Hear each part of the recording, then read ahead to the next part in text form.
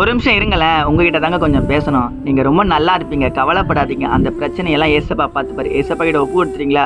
அவர் பார்த்துப்பாரு. நீங்க ஏங்க கவலைப்படுறீங்க? நீங்க ஆசீர்வாதமா வாழ போறீங்க. மனுஷங்க என்ன வேணா சொல்லிட்டு போட்டோம், ஏசப்பா உங்களோட தாங்க இருக்காரு. நான் சொல்றதை நீங்க நம்ப மாட்டீங்க. வசனத்துல காண்பித்து கொடுக்குறேன். சங்கீதம் 128 5வது வசனத்துல, நீ ஜீவனுள்ள நாளெல்லாம் எருசலேமின் வாழ்வை காண்பாய்ன்னு சொல்லி போடப்பட்டிருக்கு. காண்பாய்னா பார்க்க போறீங்க. நீங்க ஆசீர்வாதமா வாழ போறத ஊர்ல இருக்க ஜனங்க பார்க்க போறது இல்ல, நீங்களே பார்க்க போறீங்க.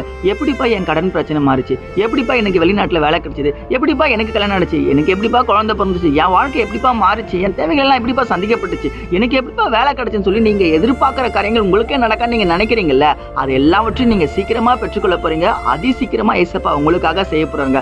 இதோ ஒரு அதிசயத்தை என்னை காண்பாயின்னு சொல்லி மீகால போடப்பட்டிருக்க. அந்த அதிசயம் சீக்கிரமா உங்க வாழ்க்கையில் நடக்க போதுங்க. அந்த அதிசயம் ஏசப்பா தாங்க. உங்க உள்ளத்துல வந்துட்டார்ல, எல்லாத்தையும் அவர் பார்த்துப்பாரு. அவரை மட்டும் நம்புங்க, எல்லாவற்றையும் இன்னைக்கு மாத்த போறாரு. விசுவாசிக்கிறீங்கன்னா ஆமீன் போட்டுங்க. யாரெல்லாம் துவண்டு போய் கிடக்குறாங்களோ அவங்களுக்கு இந்த வார்த்தையை மறக்காம அமைச்சிட்டு என்னை ஃபாலோ பண்ணி உங்களை அன்போடு கேட்டுக்கிறேங்க. God bless you. ஆமென்.